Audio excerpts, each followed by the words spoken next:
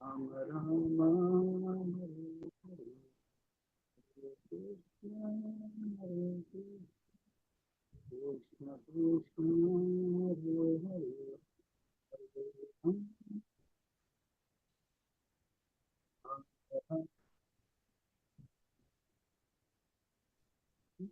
ஹரே கிருஷ்ணா பிரபுஜி.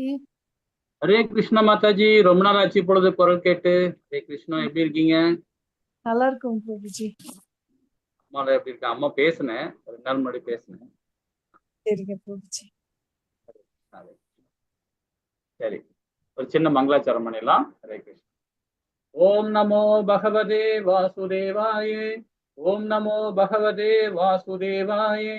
ஓம் நமோ பகவதே வாசுதேவாயே. ஓம் அஞ்ஞானதிமிராந்தஸ்ய ஞானாஞ்சனேய ஸலாகயே சத்சோமேன தஸ்மை ஸ்ரீ குருவே நமக.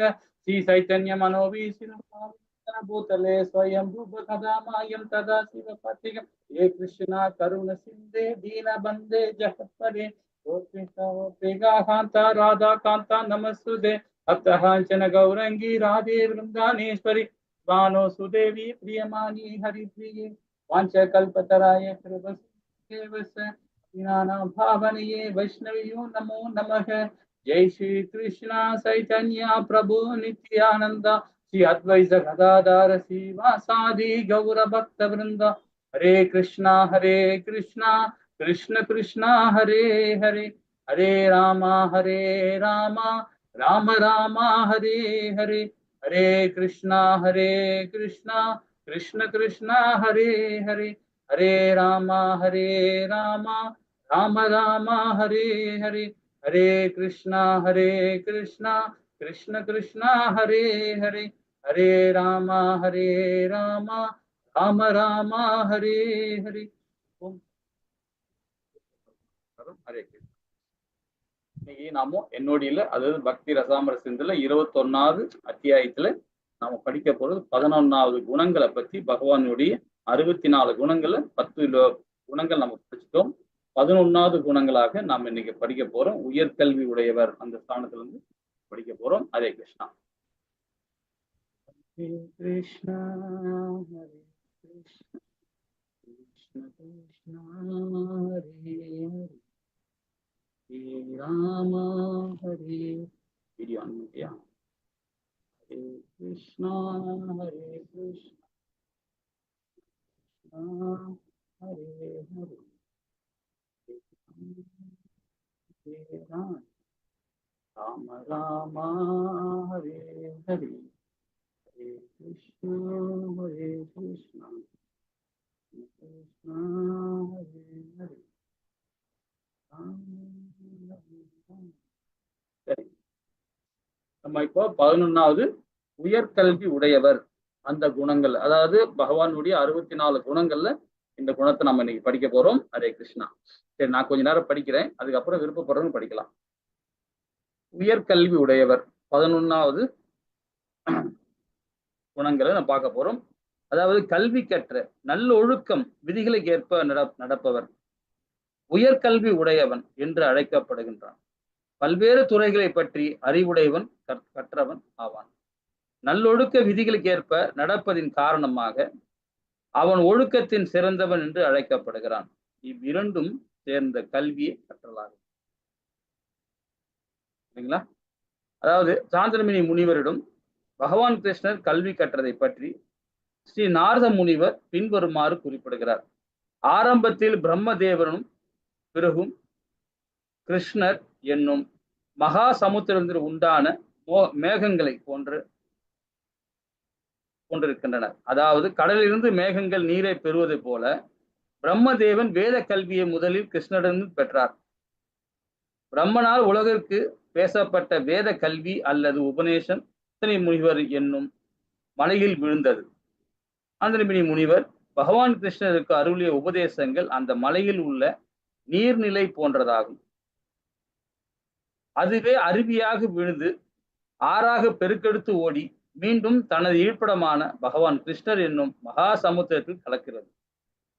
அதாவது கடல் தனது நீரை தன்னிருந்தே பெறுவதல்ல, பிற இடங்களிலிருந்து பெறுவதும் அல்ல. ஆனால் கண்களுக்கோ ஆறுகளிலிருந்தோ கடல் நீர் பெறுவதைப் போல தோன்றும். அதே போல கிருஷ்ணருக்கு உண்மையில் எவராலும் உபதேசிக்க முடியாது என்பது கருத்தாகும். ஆகவே பிரம்மதேவன் பகவான் கிருஷ்ணரிடமிருந்து சீட பரம்பரை வழியாக பெற்ற இந்த வேத உபதேசம் பிறருக்கு அளிக்கப்படுகிறது. சாந்தகினி முனிவர் ஒரு ஆற்றை போன்றவர். அந்த ஆறு பெருக்கெடுத்து ஓடி மீண்டும் தன் இருப்பிடம் தான் பிறந்த இடமான பகவான் கிருஷ்ணர் என்னும் கடலில் கலக்கின்றது. சித்தலோகத்தை சேர்ந்த சித்தர்கள் அவர்கள் யோக சித்தியுடன் சேர்ந்து படிங்க.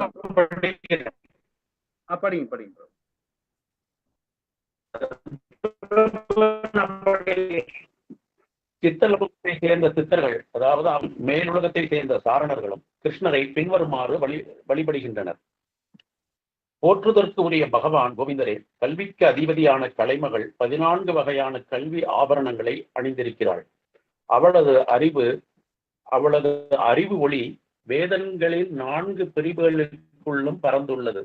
மனு போன்ற மகா முனிவர்களால் அளிக்கப்பட்ட நீதி நூல்களிலேயே அவளது கவனம் எப்போதும் நிலை பெற்றிருக்கின்றது. அவள் வேத ஞானம், இலக்கணம், வானநூல், சொல் அலங்காரம், சொல் இலக்கணம், தர்க்கம் என்னும் 6 வகையான அறிவாடைகளை அணிந்திருக்கிறாள்.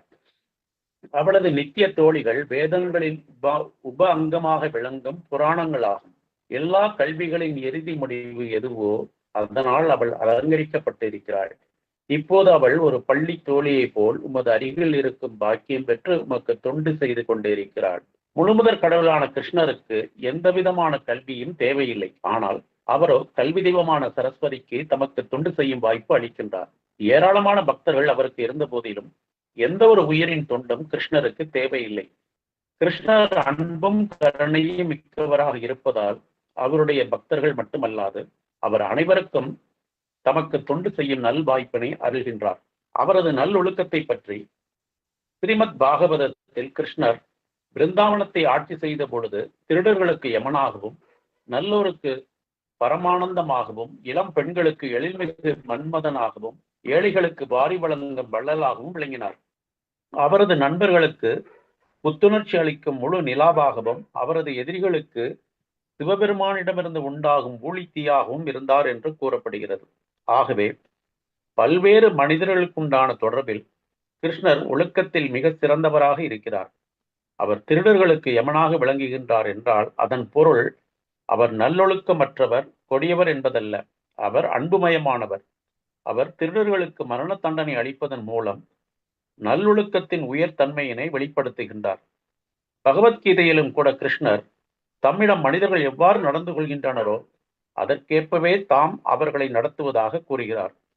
பக்தர்கள் மற்றும் அப்பக்தர்களிடம் கிருஷ்ணரின் நடவடிக்கைகள் மாறுபாடு உடையவனாக இருந்த போதிலும் இரண்டும் நன்மை உடையவனவே ஆகும். கிருஷ்ணர் மிகவும் நல்லவரானதால் அவரது நடவடிக்கைகள் எல்லோரிடத்தும் நல்லவையாகவே இருக்கின்றன. ஹரே கிருஷ்ணா பிரபு. ஹரே கிருஷ்ணா. இப்ப நாம 64 குணங்களை நாம படிச்சுட்டு இருக்கோம் இல்லைங்களா? இது 11வது குணங்களை நாம சொல்லப்பட்டிருக்காங்க. இப்ப நம்ம 3வது லெவல் வந்திருக்கோம். நிறைய உபநிஷங்கள் படிச்சிருக்கோம். அதாவது ஈச உபநிஷ் படிச்சிருக்கோம் இல்லைங்களா? அதே மாதிரி நம்ம பகவத்கீதையில 2வது லெவல்ல ரொம்ப அழகா நிறைய விஷயங்கள்லாம் படிச்சுன்னு வரும். ஈச உபநிஷ் படிச்சிருக்கிறோம். இப்ப என்னோட படிச்சுட்டு இருக்கோம். உபநிஷங்கள் மூலியமா நம்ம படிச்சுட்டு இருக்கோம். இப்போ உயர்கல்வி உடையவர் அப்படின்னு சொல்ற இடத்துல இந்த குணங்களை சொல்ற இடத்துல நம்ம என்ன மாதிரி புரிதல் அடைக்கிறோம்? உங்களுக்கு தெரிஞ்ச ஒரு என்ன மாதிரி படிச்சு இன்னும் புரிஞ்சிருக்கிறீங்களோ அதை உங்களுக்கு ஏதாவது ஒண்ணு உங்களுக்கு தெரிஞ்சதை சொல்லலாம். ஏன்னா நம்ம அடுத்த லெவல் நம்ம போறோம். அதனால இது முடிக்க போறோம். உங்களோட புரிதல் எப்படி இருக்குன்னு தெரிஞ்சுக்கலாம். நீங்க நிறைய விஷயங்கள் படிச்சிருப்பீங்க இது வரைக்கும் இல்லைங்களா? அதுல உங்க மைண்ட்ல என்ன வருது? அதாவது உயர்கல்வி உடையவர் அந்த குணங்களுக்கு ஏற்ற மாதிரி பகவானை மையப்படுத்தி சொல்லலாம். ஏதாவது ஸ்டோரி மூலியமாகவோ இல்ல ஏதாவது அவரை பத்தி உங்களுக்கு தெரிஞ்சதை சொல்லுங்க.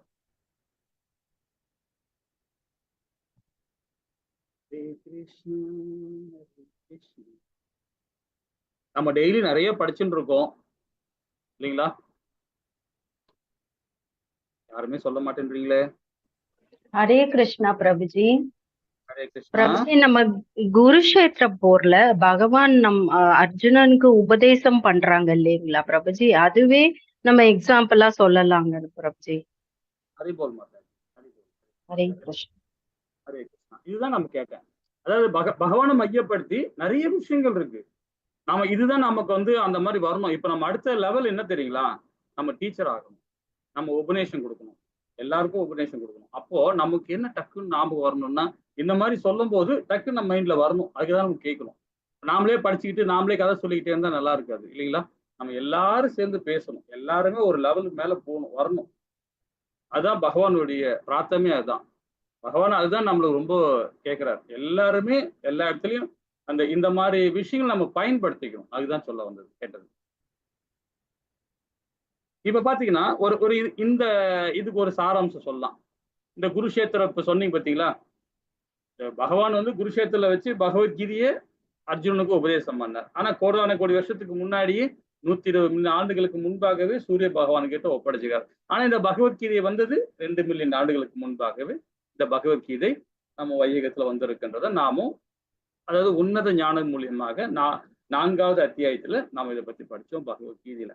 இதுவே நமக்கு வந்து பாத்தீங்கன்னா ஒரு அறிவு தான் இல்லைங்களா? ஞானம் தான். அதே மாதிரி பாத்தீங்கன்னா 8வது அத்தியாயத்திலும் சரி 9வது அத்தியாயத்திலும் பகவான் இன்னும் நிறைய ஞானம் கொடுக்குறார் இல்லைங்களா? நிறைய விஷயங்கள் நம்ம பார்த்துக்கிட்டோம். அர்ஜுன் 6 விதமான கேள்வி கேட்கிறான், 8 விதமான கேள்வி கேட்கிறான். ரொம்ப அழகா அற்புதமா பகவான் வந்து அந்த ஞானத்தை கொடுக்குறாரு. அப்போ அவர் குருஸ்தானத்துல அவரே ஒரு வேதம் தான். அவருக்கு ஒரு குரு இருக்கிறார். அவர் எங்கிருந்து கற்று வந்தா? பிரம்மா கிட்ட. பிரம்மா கூட கொடுத்ததே பகவான் தான். எப்படி இருக்கு பாருங்க சரிங்களா? அப்போ நாம யாருகிட்டயும் நாம கொடுக்கும் போது அந்த நாம ஒரு உபதேசம் பண்றோம்னா அந்த குருஸ்தானத்துல இருக்கிறோம். நம்ம அந்த மமதை இருக்கக்கூடாது, யாருக்குமே இருக்கக்கூடாது. ரொம்ப தவறான செயல் அது.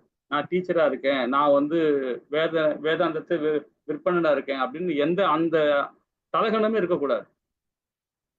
அது இருந்தாவே முடிஞ்சு போச்சு. ஏன்னா நாம வந்து ஒருத்தர்கிட்ட நம்ம அந்த ஞானத்தை பெற்றுக்கிட்டு நம்ம மற்றவங்க ஞானத்தை கொடுக்கும் போது அந்த ஸ்தானம் வரும். அப்போ இது மாதிரி விஷயங்களை நாம புரிஞ்சுக்கிட்டு செய்யணும் இல்லைங்களா? இதுக்கு ஒரு சின்ன ஒரு சின்ன ஸ்டோரி ஒன்று சொல்லலாம். என்ன மாதிரி ஸ்டோரின்னு பாத்தீங்கன்னா, குருச்சேத்திர போர் நிறைவடைஞ்சிச்சு, எல்லாம் முடிஞ்சு போச்சு. முடிஞ்ச பிறகு பகவான் என்ன பண்ணாரு? இந்த யுதிஷ்ட மகாராஜ் என்ன பண்றாரு? இந்த போர்ல இறந்தவங்க எல்லாருக்குமே, போர்ல இறந்தாங்க இல்லையா, இவங்க செயலியும் அவங்க செயலியும் இறந்தாங்க இல்லையா, அவங்க எல்லாருக்குமே ஈமச்சடங்கு பண்றாரு. யாரு? யுதிஷ்ட மகாராஜா தர்ம பண்றாரு. பண்ணி முடிச்சுட்டு அதுக்கப்புறம் அவர் பட்டாபிஷேகம் நடக்குது. சிறப்பா பட்டாபிஷேகம் நடக்குது. அகில பாரதம் மாத்திரம் இல்ல, உலகத்துல எல்லா சமஸ்தானத்துல வராங்க. வந்து அவர் பட்டாபிஷேகம் பண்ணி முடிச்சுட்டாங்க. முடிச்சிட்ட பிறகு அவரு எல்லாம் அவங்கவுங்க ஊருக்கு போறாங்க. அப்போ இவரு பகவானும் துவாரகா கிளம்புறாரு. துவாரகா கிளம்பும் போது பாத்தீங்கன்னா தேர்ல போயிட்டு இருக்கார். வழியில வந்து உதங்கர் சொல்லிட்டு ஒரு முனி, உதங்கர்னு ஒரு முனிவர் வந்து பகவானை சந்திக்கிறார். சந்திக்கும் போது நீங்க எப்படி இருக்கீங்க, நல்லா இருக்கீங்களா, நல்லா விசாரிக்கிறார் பகவானை. நல்லா விசாரிச்சுட்டு உங்க பங்காளியான, அதாவது என்ன சொல்றாரு, கௌரவர்களும் சரி பாண்டவர்களும் எப்படி இருக்கிறாங்க, நலமா இருக்கிறாங்களா அப்படின்றது கேட்கிறாரு. உடனே இவரு சொல்றாரு, உங்களுக்கு விஷயமே தெரியாதா, இப்பதான் போர் முடிஞ்சிட்டு அதாவது பாண்டு சைட்ல மட்டும்தான் உயிர் பிழைச்சாங்க. பாண்டவர் சைட்ல இருந்து பிள்ளைகளும், அதே மாதிரி கிருபாச்சாரியாரும், அப்புறம் அஸ்வத்தாமன், இவங்க மட்டும்தான் உயிர் பிழைச்சாங்க. மற்றவங்க எல்லாருமே இறந்துட்டாங்க போர்ல அப்படின்னு சொன்ன உடனே இவருக்கு உடனே கோபம் வந்துச்சு உதங்கருக்கு. என்ன கிருஷ்ணா, நீ இதை விட்டுட்டியே, அந்த போரை நிறுத்திருக்க வேண்டியதான், நீ நிறுத்த வேண்டிய ஆள் தான், நீ எப்படி போரை இது பண்ண அப்படின்னு சொல்லிட்டு, இவ்வளவு பேர் இறந்துருக்காங்களே, கிருபாச்சாரியர் இருக்காரு, அஸ்வத்தாமன் இருக்கான், பாண்டவர் இருக்கான், மற்ற எல்லாமே அழிஞ்சிட்டாங்களே, இது பெரிய இது இல்லையா அப்படின்னு சொல்லிட்டு உதங்கர் வந்து, உனக்கு நான் சாபமே கொடுத்து அது தகும் அப்படின்றாரு. அப்போ உடனே பகவான் என்ன சொல்றாரு, நீ சாபம் கொடுத்த நேரம் உன்னுடைய தவ வலிமையெல்லாம் வீணா போயிடும் அப்படின்றார். அப்போ உடனே பகவான், இவருக்கு தெரியுது உதங்கர் பகவான் கிருஷ்ணன்றது ஆதி அந்தம் தெரியுது அவருக்கு. இருந்தாலும் அந்த இதை கொடுக்குறார். அந்த அவருடைய புரிதல சொல்லக்கூடிய இடத்துல சொல்றாரு. அவர் அது கிருஷ்ணர் பகவான் தான் அவருக்கு தெரியும், தெரிஞ்சாலும் அது கரெக்டா சொல்றாரு. ஏன்னா அவர் அந்த ஆதங்கம், ஏன் உயிரெல்லாம் இது மாதிரி இறந்துட்டாங்களேன்றது. ஆனா அதோட விஞ்ஞானம் அவருக்கு புரியாத மாதிரியும் இருக்கிறார். அது ஒரு லீலை தான். சரி, அப்போ அவர் என்ன சொல்ல, உனக்கு நான் சாபம் கொடுத்தா தகுன்னா உன்னுடைய தவ வலிமையெல்லாம் வீணா போயிடும், அதனால வேண்டாம். ஆனா நான் உனக்கு ஒரு வரம் கொடுக்குறேன் அப்படின்னு கேட்கிறார். கொடுக்குறேன்றாரு பகவான். அப்போ வரம் கொடுக்குறேன் அப்படின்னு சொன்ன உடனே, வரம் கொடுக்க மாத்திரம் இல்லாம அவர் வந்து விஸ்வ விரு அந்த சொர்ப அந்த நம்மளுடைய விராட் ரூபம் இருக்கு பார்த்தீங்களா, பகவான ரூபத்தை, அந்த ரூபத்தை உதங்கருக்கு தரிசனம் கொடுக்குறாரு. பார்த்த உடனே அவர் அப்படியே மயங்கி விழுந்துறாரு. அப்படியே பகவான்கிட்ட ஆத்ம நிவேதனம் அடைஞ்சிட்டு, இது நான் பத்த பிராத்தம் அப்படின்னு சொல்லிட்டு அப்புறம் அவருக்கு ஒரு வரம் கொடுக்குறாரு. உனக்கு என்ன வரம் கேளு அப்படின்னு. எனக்கு வந்து பெரிய வரம்லாம் ஒண்ணு வேணாம், எனக்கு தாகம் எடுக்கும் போது தண்ணி கொடு, அவ்வளவுதான் அப்படின்றார். நான் தாகம் கொடுக்கும்போது அண்ணா கிருஷ்ணான்னு கேட்பேன், எனக்கு தண்ணி கொடுத்தா போதும் அப்படின்றார். சரி ஓகே, அந்த வரம் கொடுத்துறாரு அவர். சரி அதோட முடிஞ்சிடுச்சு. அவர் பகவானும் துவாரகா கிளம்புறார், இவரும் தன் வழியை பார்த்துன்னு கிளம்புறாரு. கிளம்பும்போது வேணா ஒரு பாலைவனத்துல போயிட்டு இருக்கார் யாரு, உதங்கர். போயிட்டு இருக்கும்போது பாத்தீங்கன்னா அவருக்கு வந்து நீர் ஆகாரம் தேவை. உடனே பகவான் கிருஷ்ணர் கூப்பிடுறார், கிருஷ்ணா என்ன தாகமா இருக்கு, தண்ணி கொண்டு வா கிருஷ்ணா அப்படின்ட்டு பகவானை கூப்பிடுறாரு. அது வரம் கொடுத்தார் இல்லையா பகவான், அதனால உடனே உடனே ஒரு 5 பேர், அதாவது 5 நாய்கள், 5 பேர்ல 5 நாய்கள், 5 நாயோட ஒரு வேடவன் வந்து நீர் கொண்டு வரான், தண்ணி கொண்டு வரான். ஒரு வேடவன் 5 நாய்களோட நீர் கொண்டு வரான். அதை கொடுக்க வரும்போது கிட்ட வராத, நகர்ந்து போ அப்படின்னு உதங்கர் சொல்றார், உதங்கர் முனி சொல்றார்.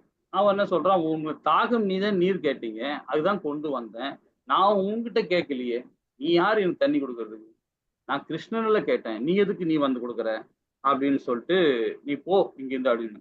அப்புறம் உடனே அவனும் திரும்பிட்டான், அந்த வேடவனும் திரும்பி போயிட்டான்.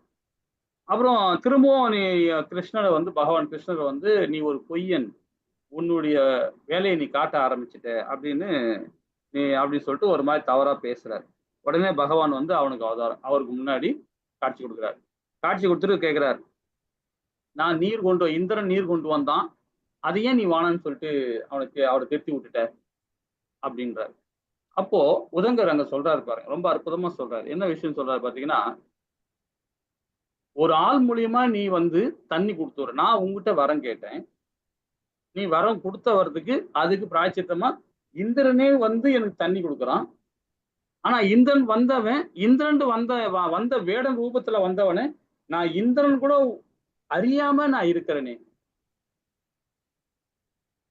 அறியாமல இருக்கிறேனே, அப்ப அந்த அளவுக்கு என் புத்தி பேசிச்சு போயிருக்கா அப்படின்னு கேட்கிறாரு பகவான் கிட்ட. ஏன்னா அந்த இவங்க அந்த வரம் கொடுக்கும் போது பகவான் சொல்றாரு, திரும்பவும் வந்து அந்த உதங்கர் கேட்கிறார், உதங்கர் முனிவர், நீ இவ்வளவு எனக்கு வரம் கொடுத்துட்ட, எல்லாம் செஞ்சுட்ட, சரி ஓகே, எனக்கு காட்சி கொடுத்துட்ட, சரி ஓகே, அது என்னுடைய பிராத்தம், அது கிடைச்சிச்சு, ஆனா நீ போற நிறுத்தி கொண்டு வேண்டியதுனே அப்படின்னு சொல்றாரு யாரு, உதங்கர். அப்பவும் கேட்கிறார், அந்த டைம்ல கேட்டார். கேட்கும்போது பகவான் என்ன சொல்ற, உனக்கு போக போக அதை பத்தி தெரியும், அதோட விளைவு என்னன்னு போக போக உனக்கு தெரியும்னு சொல்லிட்டு போயிடுறாரு. அப்ப இவர் பாலைவனத்துல போறாரு, இந்த மாதிரி நடக்குது. அப்போ இந்த இடத்துல இந்திரன் வந்து வேட ரூபத்துல வர்றதை கூட இவர் அறியாமல் இருக்கிறார். இத்தனைக்கும் ஒரு வரம் பெற்றவர், பகவான் கிட்டே நேரா வரம் வாங்கிட்டு இருந்தவர், ஒரு புண்ணியவான், ஒரு பெரிய ஒரு ஆளு, பகவானுடைய விராட் ரூபத்தையே பார்த்திருக்கிறார், விஷ்ணு அவதாரத்தையே பார்த்திருக்கிறார். இந்த மாதிரி அவதாரத்தை பார்த்தவர் வந்திருக்கிறது இந்திரன் கூட தெரியாம அவர் தெத்திட்டு இருக்கார். அப்பதான் இவர் யோசனை பண்றாரு, அப்ப நம்ம எவ்வளவு அறியாமல் இருக்கிறோம் இல்லைங்களா அப்படின்னு சொல்லிட்டு பகவான் கிட்ட திருப்பும் சரணாகதி அடைகிறார். சரணாகதி அடைஞ்சுதான் அதுக்கு என்ன சொல்றாரு, என்ன வித்துன்னா வந்து சொல்லுவாங்க, அதாவது சரஸ்வநாமத்துல இது ஒரு பேர் வந்து வரும், சர்வ வித் அப்படின்னு சொல்லுவாங்க, வித்து நமக அப்படின்னு சொல்லுவாங்க. அது என்ன சொல்ல வருதுன்னு பாத்தீங்கன்னா, வித்துன்னு சாதிப்பவர், எல்லா விஷயத்தையும் சாதிப்பவர் பகவான். ஏதோ ஒரு காரணம் இல்லாம அவர் செய்ய மாட்டார் இல்லைங்களா. அதே மாதிரிதான் குரு ஸ்தானத்துல இருக்கவங்க பாத்தீங்கன்னா, ஒரு சின்ன சின்ன விஷயங்கள்லாம் செஞ்சா கூட சரி, நம்ம அதிகமா அவர் உள்ள இறங்கி நம்ம ஆராயக்கூடாது. அவர் என்ன சொல்றாரோ அதை அப்படியே கீழ்படிஞ்சு நம்ம செய்யணும். இப்ப நம்ம சீல பிரபுபாதா இருக்கார், அவருடைய ஆச்சாரி இருக்கார், அவருடைய ஆச்சாரி எப்படிப்பட்ட ஆச்சாரி, அவருடைய ஆச்சாரி எப்படிப்பட்ட ஆச்சாரி இல்லைங்களா. அது ரொம்ப மகிமை. இப்ப நம்மளுடைய பிரபு கூட அமைச்சிருந்தார், நம்ம குரு, நம்மளுடைய ஆச்சாரி, அதாவது நம்மளுடைய சில பிரபுபாதோட ஆச்சாரியா இருக்கார் இல்லையா, அவரு பத்திய வாழ்க்கை வரலாறு நமக்கு கொஞ்சம் அமைச்சு விட்டார். ரொம்ப நல்லா இருந்தது அது. ஏன்னா முன்னாடி படிச்சிருக்கிறோம், பட் அது படிக்கும்போது இன்னும் கொஞ்சம் நல்ல ஒரு உத்வேகம் கொடுக்குது. ஏன்னா அவரை விட சில பிரபுபாதாவோட ரொம்ப அழகா ஒரு நிறைய அற்புதங்கள்லாம் பண்ணியிருக்கிறார், ஏகப்பட்ட அற்புதங்கள் பண்ணியிருக்காரு. ஏன் சொல்லுவாருன்னா, அவர் குரு வந்து அந்த சாந்தரை நம்ம பார்க்கணும். எதுவுமே உள்வாய்ந்து ஆராய்ந்து பார்க்கக்கூடாது. ஆராய்ஞ்சு பார்த்தோன்னா அதோட தாத்பரியம் நமக்கு புரியாது. நமக்கு இந்த ஸ்டோரி மூலியமா நம்ம அதுதான் புரிஞ்சுக்கிறோம். அதாவது ஏன் அங்க வந்து எல்லாரும் இறந்தாங்கன்றது கூட தெரியல. வந்தவர் வந்து இந்த வந்தான்ற கூட அவரும் புரிஞ்சுக்க முடியல. ஆனா அவரு பகவானையே சபிப்பேன் சொல்ற அளவுக்கு அவர் அந்த அளவுக்கு ஆதங்கத்துல போயிருக்காரு. அந்த அளவுக்கு அகங்காரத்துல போயிருக்காரு. இல்லைங்களா? ஹரே கிருஷ்ணா. அப்போ உயர்கல்வி உடையவர் எப்படி இருக்கணும் பாருங்க. நமக்கு வேதங்கள் மூலியமா கொடுக்கிற ஞானத்தை உள்வாங்கி அதை நம்பிக்கையோடு படிக்கணும். இது இப்படி இருக்குமா, அது அப்படி இருக்குமா, இது என்ன நமக்கு வந்து வாழ்க்கையில வந்து ஒத்து போகாத விஷயமா இருக்கேன்னு சொல்லிட்டு ரொம்ப உள்ள போய் ஆராயக்கூடாது. ஆராய்ஞ்சோம்னா அது உண்மைதான். நம்ம அந்த அளவுக்கு ஞானம் இல்லை. ஞானம் இல்லாம இருக்கதான். ஆனா அதே மாதிரி அந்த வார்த்தைகளை தர்க்க முறையில நம்ம குறுக்கிட்டு கேட்கக்கூடாது. கேட்டு நம்மளை வந்து அது கொச்சப்படுத்தக்கூடாது. அது அது எனக்கு புரியல, இதை மட்டும் விளக்கம் கொடுங்கன்னு கேட்கலாம். ஆனா இது நம்பிக்கை இல்லாத வார்த்தைகள் பேசும்போது தான் அப்போ வந்து அது அதர்மமா போகுது. இல்லைங்களா? இந்த இடத்துல இவர் பண்ண விளைவு தான். பகவான் மேல நம்பிக்கை இல்லாததான் தன்னுடைய செயலை கடைசியில அவரு புரிஞ்சுக்கிட்டார். புரிஞ்சுக்கிட்டு அவர் பகவான் கிட்ட ஆத்ம நிவேதனம் அடைகிறார். இல்லைங்களா? ஹரே கிருஷ்ணா. சரி, இப்போ 12வது சிறந்த புத்திமான். இப்ப இந்த சாராம்சம் மூலியமாக இந்த 12வது குணங்களை பத்தி பார்ப்போமா? ஹரே கிருஷ்ணா பிரபு. சிறந்த புத்திமான் கூர்ந்த நினைவாற்றலும் சிறந்த முடிவெடுக்கும் ஆற்றலும் உடைய மனிதன் புத்திமான் என்று அழைக்கப்படுகிறான். கிருஷ்ணரின் நினைவாற்றலை பொறுத்த மட்டில் அவர் அவந்திபுரத்தில் சாந்தீபனி முனிவரிடம் குருகுல கல்வி பெற்றபோது தமது குருவிடமிருந்து உபதேசங்கள் பெற்றவுடனேயே எல்லா பாடங்களிலும் தேர்ச்சி பெற்றவராக விளங்கும் அளவிற்கு கூர்ந்த நினைவாற்றல் உடையவராக இருந்தார் என்று கூறப்படுகிறது. அவர் சாந்திபினி முனிவரின் குருகுலத்திற்கு சென்றது என்னதான் ஒருவன் பெரியவனாகவும் புத்திசாலியாகவும் இருந்த போதிலும் அவன் பொது அறிவு பெறுவதற்காக உயர்ந்த ஆசிரியர்களிடம் கண்டிப்பாக செல்ல வேண்டும் என்பதை உலகிற்கு எடுத்து காட்டுவதற்கே ஆகும். ஒருவன் எவ்வளவு பெரியவனாக இருந்த போதிலும் அவன் கண்டிப்பாக ஒரு குருவை ஏற்றுக்கொள்ள வேண்டும். கிருஷ்ணரின் சிறந்த முடிவெடுக்கும் ஆற்றல் அவர் மதுராபுரியை தாக்கிய தீண்டத்தகாத மன்னனுடன் செய்த போரில் வெளிப்படுத்தப்பட்டது. வேத விதிகளின்படி தீண்டத்தகாதவர்களை கொல்வதற்காக கூட ஒரு சத்திரிய மன்னன் தீண்டக்கூடாது என்பதாகும். ஆகவே தீண்டத்தகாத மன்னன் மதுராபுரியை முற்றுகையிட்ட போது கிருஷ்ணர் அவனை தனது கைகளால் கொல்வது முறையானது என்று கருதவில்லை. எனினும் அந்த மன்னன் கொல்லப்பட வேண்டியவன் ஆவான். எனவே கிருஷ்ணர் தமது சிறந்த முடிவெடுக்கும் ஆற்றலின்படி தாம் அந்த போர்க்களத்திலிருந்து தப்பி ஓடினால் தம்மை அந்த தீண்டத்தகாத மன்னன் பின்தொடர்ந்து வருவான் என்று தீர்மானித்தார். பின்னர் தாம் அவனை முசுகுந்தன் உறங்குகின்ற மலைக்கு இட்டு செல்லலாம். முசுகுந்தன் என்பவன் தான் உறங்கி விழிக்கும் போது யாரை முதலில் பார்க்கின்றானோ அவன் எரிந்து சாம்பலாக வேண்டும் என்ற வரத்தினை கார்த்திகேயனிடமிருந்து பெற்றவனாவான். ஆகவே முசுகுந்தன் உறங்கும் குகைக்கு தீண்டத்தகாத மன்னனை இட்டு சென்றால் முசுகுந்தன் விழிக்கும் பொழுது அவன் எரிந்து சாம்பலாகி விடுவான் என்று கிருஷ்ணர் தீர்மானித்தார்.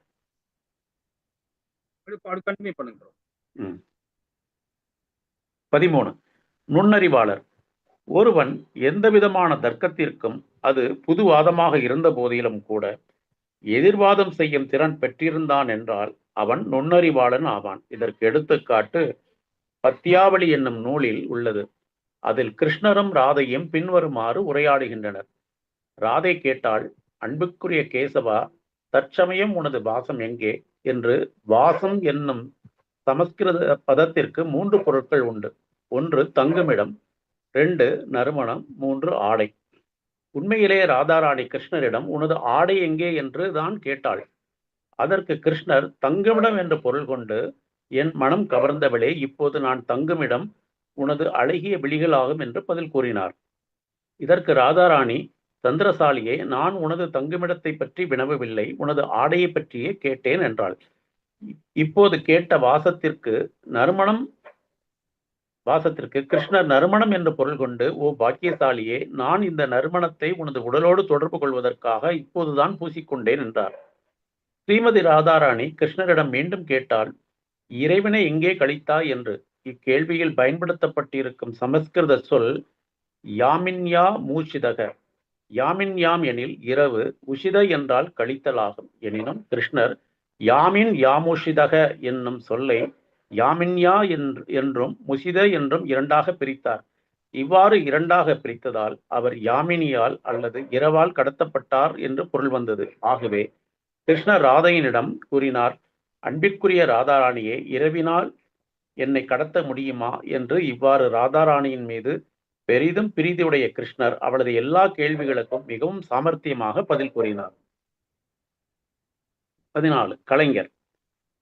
கலை நயத்துடன் பேசுபவனும் ஆடை அணிந்து கொள்பவனும் விதக்த எனப்படுவான். இது சிறந்த குணநலன். இந்த சிறந்த குணநலன் ஸ்ரீ கிருஷ்ணரிடம் காணப்பட்டது. ஒருமுறை ராதாராணி பின்வருமாறு கூறினாள்: அன்பு தோழியே, கிருஷ்ணர் எவ்வாறு பாடல்கள் இயற்றுகிறார், எவ்வாறு நடனம் ஆடுகிறார், எவ்வாறு கேலியாக பேசுகிறார், எவ்வாறு புல்லாங்குழல் இசைக்கிறார், எவ்வாறு அழகிய மலர் மாலைகளை அணிந்து கொள்கிறார் என்று சற்று எண்ணிப்பார். அவர் சதுரங்க ஆட்டத்தில் எல்லா வீரர்களையும் வெற்றி கொண்டவராக விளங்கிய போதிலும் பிறரை கவரும் வண்ணம் எழில்மிகு ஆடைகளை அணிந்து கொண்டிருக்கிறார். அவர் கலைநயத்தின் சிகரத்தில் பிறர் வியக்கும் வண்ணம் வாழ்கிறார். ஹரே கிருஷ்ணா பிரபு. ஹரே கிருஷ்ணா. நம்ம 14 வரைக்கும் படிச்சிருக்கோம் இல்லைங்களா? இதுல பாருங்க, ராதாராணியை பத்தி நிறைய சொல்லிக்கிட்டே போலாம். இப்ப இந்த இடத்துல எவ்வளவு குறும்புத்தனம் பண்றாரு பாரு பகவான். ரொம்ப அழகா இந்த லீலையும் பண்றாரு. அவன் கேட்ட கேள்விக்கு சமஸ்கிருதத்துல 3 விதமான கேள்விகள் இருக்கு. தங்குமிடம், நறுமணம், ஆடை. அதுக்கு பகவான் ரொம்ப அழகா அதுக்கு விளக்கம் கொடுக்குறாரு சரிங்களா? இப்போ நம்ம சென்னையில வந்து பார்த்தசாரதி கோவில் எல்லாருக்கும் தெரியும் இல்லைங்களா? பார்த்தசாரதி கோவில்ல வந்து இது நம்ம பகவானுக்கு வந்து பாத்தீங்கன்னா மீசையில வந்து வெண்ணெயை வச்சு பூசியிருப்பாங்க. வெள்ளையா தான் இருக்கும். வெள்ளையா தான் பண்ணியிருக்காங்க. அதான் வெண்ணெயை வச்சு பூசியிருக்காங்க. அது ஏன் இந்த மாதிரி பூசுறாங்க? ஏன் ஐதீகம்? அது ஏதாவது தெரியுதுங்களா? ஏன்னா பகவானுடைய விக்கிரகம் ஃபுல்லா வந்து கருப்பா தான் இருக்கும். ஆனா மீசையை மட்டும் வெள்ளை அடிச்சிருப்பாங்க. வெள்ளைக்கு பதிலா என்ன பண்ணிக்கிறாங்க? வெண்ணெயை தடவி வச்சிடுறாங்க. அது ஏன் இந்த மாதிரி செய்யறாங்க? அது தெரியுமா? இப்ப இப்ப பாசாதி கோவில் அது விசேஷம். அது சில இடத்துல அதே அந்த பகவானுடைய விக்கிரகத்துல பாத்தீங்கன்னா ஒரு இடத்துல மார்ல வந்து தாயார் இருப்பாங்க. அது ஒரு சிறப்பு. அதே மாதிரி அந்த கோவில நிறைய சிறப்பு வாய்ந்த விஷயங்கள்லாம் இருக்காங்க பாசுதாரி கோவில். மீசை மட்டும் ஏன் வெள்ளை அடிக்கிறாங்க? எப்பவுமே பகவானுக்கு வெள்ளையில மீசை இருக்கும். அந்த ஒரு குறிப்பிட்ட நாள் மட்டும்தான் மீசை வந்து இருக்காது. அது எப்போன்னு பாத்தீங்கன்னா மார்கழி மாசத்துல ஒரு குறிப்பிட்ட நாள்ல அது அந்த பகவானுக்கு மீசை இல்லாம அங்க இது பண்ணிருப்பாங்க, அலங்காரம் பண்ணுவாங்க. சரி, பகவான் ஏன் மீசையில ஏன் வெள்ளை அடிக்கிறாங்க? அதை பத்தி ஏதாவது தெரியுமா? ஹரே கிருஷ்ணா பிரபுஜி. ஹரே கிருஷ்ணா. பேரனுக்கும் கிருஷ்ணனுக்கும் வித்தியாசம் காண்பிக்கிறதாக ருக்மணி மீசையில வந்து வெள்ளை அடிச்சிருப்பாங்க பிரபுஜி. ஹரிபோல் மாதாஜி, ஹரிபோல் ஹரிபோல் ஹரிபோல். அதே மாதிரி வந்து ஏகாதேசி வர்றதுக்கு ஒரு 5 நாள் முன்னாடி, ஏகாதேசி 5 நாள் முன்னாடி மீசை இல்லாம இருப்பாரு பிரபுஜி. Correct Mataji, correct. சரி, இப்போ வந்து அதை பத்தி கொஞ்சம் விரிவா சொல்ல முடியுமா? அந்த ஸ்டோரி அது தெரியுமா? அது என்ன கதை? அது உங்களுக்கு தெரிஞ்சு சொல்லுங்க. இப்ப நீங்க முக்கியமான விஷயம் சொல்லிட்டீங்க. ஆமா பிரபுஜி. உஷா உஷா உஷா வந்து ஒரு அரசனின் ஒரு அசுரரோட பொண்ணு, கார்த்தவீரிய அர்ஜுனனோட பொண்ணு பிரபுஜி. அவங்க வந்து கனவு தூங்கி இருக்கும் போது கனவுல வந்து ஒரு அழகான வந்து கல்யாணம் பண்றதுக்கு வருவாங்கன்னு சொல்லிட்டு சொல்லியிருப்பாங்க. அந்த இதுல வரும்போது போர் புரியணும்னு சொல்லிட்டு அனிருத் போறாரு பிரபுஜி. அப்ப வந்து அனிருத்தை வந்து சிறைப்படுத்தி வச்சிடுறாங்க. அவரால முடியல. இந்த விஷயம் வந்து பல்ராம் மூலமா பிடிச்சிட்டாங்க, கார்த்தவீரிய அர்ஜுனன் சொல்லிட்டு. அப்புறம் வந்து அவரு கிருஷ்ணன் போறாரு. கிருஷ்ணன் போய் அங்க அவருக்கு வந்து 100 கைகளா 1000 கைகளா பிரபுஜி? ஓகே, சரி. இது கொஞ்சம் இதா போயிட்டு இருக்கும். நான் சொல்லிடுறேன், அந்த கதையை சொல்லிடுறேன். கொஞ்சம் திருத்தி படிப்போம். என்ன சொல்றேன்? ஹரே கிருஷ்ணா. அதாவது பாத்தீங்கன்னா சோனிதாபுரம் சொல்லிட்டு ஒரு ஊர் இருக்கு, பெரிய ஊர் சோனிதாபுரம் சொல்லிட்டு. அந்த நகரத்தை ஆண்ட வந்து பாத்தீங்கன்னா பானாசூரன் அப்படின்னு ஒரு அரசர் வந்து இருக்காங்க. அவருடைய மகள் தான் வந்து மாதாஜி சொன்ன மாதிரி உஷா அவங்க பேரு. பானாசூரனோட அரண்மனைக்கு விருந்தாளியா போறாரு. பரமசிவனும் தாயாரும் போறாங்க. அவங்க சிவபெருமானும் பார்வதி தாயாரும் ஒரு விருந்தினரா போறாங்க அந்த அந்த அரண்மனைக்கு. போன இடத்துல பார்வதி தாயாரு உஷா கிட்ட வந்து உஷாவை பாத்துடுறாங்க. பார்த்துட்டு சொல்றாங்க உஷா கிட்ட, பார்வதி தாயார், உனக்கு இன்னைக்கு விடிய காலையில ஒரு கனவு வரும். அந்த கனவுல வர ஆணழகன் தோன்றுவான். அவனை நீ மணந்துக்கோ, உன் வாழ்க்கையை வந்து நன்றாக அமையும் சொல்லிட்டு ஒரு ஆசீர்வாதம் கொடுத்துட்டு அவங்க போயிடுறாங்க. சிவபெருமானும் தாயாரும் போயிடுறாங்க. அப்போ உஷா வந்து தன் கனவுல வந்தவனை யாருன்னு சொல்லிட்டு கண்டுபிடிக்கிறதுக்காக அவளுக்கு தோழி, உஷாவோட தோழி யாருன்னு பாத்தீங்கன்னா, அவ வந்து பாத்தீங்கன்னா ரொம்ப அழகா வந்து சித்திரலேகான்னு சொல்லிட்டு அவ பேர் சித்திரலேகா. அவ வந்து ரொம்ப அழகா ஓவியம் எல்லாம் வரைகிறவ. அவளும் வந்து ஒரு முக்கியமான ஸ்தானத்தில் உள்ளவதான். அவ அழகா ஓவியம் எல்லாம் வரைகிறவ. அப்போ அந்த திறமை இருக்கனால நான் ஓவியம் வரைஞ்சி காட்டுறேன், அது உன் ஆன அழகன் யாருன்னு பார்த்து சொல்லு, உன் கனவுல வந்தது யாருன்னு சொல்லுன்னு அவங்க முதல்ல வந்து யாரை வரைகிறான்னு பாத்தீங்கன்னா பகவான் கிருஷ்ணரை வரைகிறான். கிருஷ்ணரை ரொம்ப அழகா வரைகிறான். வரைஞ்ச உடனே அதை பார்த்த உடனே, வா, நான் நைட்ல பார்த்தேன், விடிகாலையில பார்த்தேன், அந்த ஆன அழகனோட இவர் ரொம்ப அழகா இருக்காரு, மணந்தா இவரெல்லாம் மணக்கணும் அப்படின்னு சொல்லிட்டு உஷா சொல்றான். ஆனா பார்வதி தாயாரு ஒரு வரம் கொடுத்துட்டு போயிருக்கிறாங்க.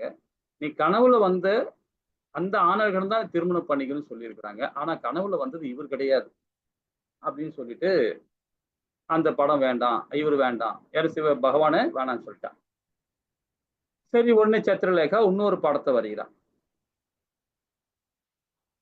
அப்போ இன்னொரு படத்தை வரையும் போது பாத்தீங்கன்னா பகவானுடைய மகன் பிருத்திவிமனு அந்த படத்தை வரைஞ்சு காட்டுறான் சித்திரலேகா. வரைஞ்ச உடனே, ஆனா முதல் படத்தை வரைஞ்ச இல்லையா, அதை விட இது கொஞ்சம் குறைவுதான், ஆனா இருந்தாலும் பரவாயில்ல, நல்லா இருக்காரு, பரவாயில்ல, இவரையும் மணக்கலாம், ஆனா எனக்கு கனவுல வந்தது இவர் கிடையாது அப்படின்னு சொல்லிட்டு அவரையும் வேணாம்னு சொல்லிட்டான். உஷா சொல்லிட்டான். சரி, அப்ப இவ்வளவு வரையா, சரி இன்னொன்னு வரைகிறேன்னு சொல்லிட்டு இன்னொரு வரையா. அவர் வரையும் போதுதான் பாத்தீங்கன்னா பித்தனோட மகன் அனிருத்து படத்தை வரைகிறான். இவர் தான் என் கனவுல வந்தாரு அப்படின்னு சொல்லிட்டு, இவரை தான் நான் மணக்கணும் அப்படின்னு சொல்லிட்டு சொல்றாரு. அப்போ அவரு தோரகால இருக்கார், அனிருத்து தோரகால இருக்காரு. அவரை தூக்கின்னு வந்துடுறாங்க, கட்டலோடு பிடிச்சி தூக்கின்னு வந்துடுறாங்க. தூக்கின்னு வந்துட்டு சித்திரலேகா தூக்கின்னு வந்துடுறான். இது அந்த மன்னனுக்கே தெரியல, யாரு பானாசூரன் மன்னனுக்கே தெரியாது. இவ போய் சித்திரலேகா போய் தூக்கின்னு வந்துட்டான். இவர் கந்தர்வ தான், இவளும் ஒரு இதுதான், போய் தூக்கின்னு வந்துட்டான். தூக்கி வந்து ரெண்டு பேருமே உஷாவோட அவரு வாழ்க்கையை நடத்திட்டு இருக்காரு. தெரியாம, யாருக்கும் தெரியாம அந்த புறத்திலேயே வாழ்ந்துட்டு இருக்காரு. ஆனா பகவானுக்கு தெரியுது, எல்லாம் தெரியுது. அப்போ இத வந்து அந்த மன்னர் பாத்துடுறாரு, பானாசூரன் வந்து பாத்துடுறான். பார்த்த உடனே அவனை சிறை வச்சிடுறாரு. சிறை பிடிச்சி வச்ச உடனே இந்த நியூஸ் வந்து பகவானுக்கு போகுது. என்னுடைய பேரனை பிடிச்சி உள்ள வச்சுக்கடான்னு சொல்லிட்டு உடனே அவரு என்ன பண்றாரு, அங்க இருந்து வர்றார், இவனை வந்து தூக்கும் போறதுக்கு வர்றாரு. இவனை பிடிச்சிக்கிட்டு வந்து சரி அவனை கொன்னுடுறாரு. கடைசியில வந்து பானாசூரனை வதம் பண்ணிட்டு தன்னுடைய பேரனை கூட்டுக்கிட்டு அங்க போயிடுறாரு. எங்க துவாரகா போறார்.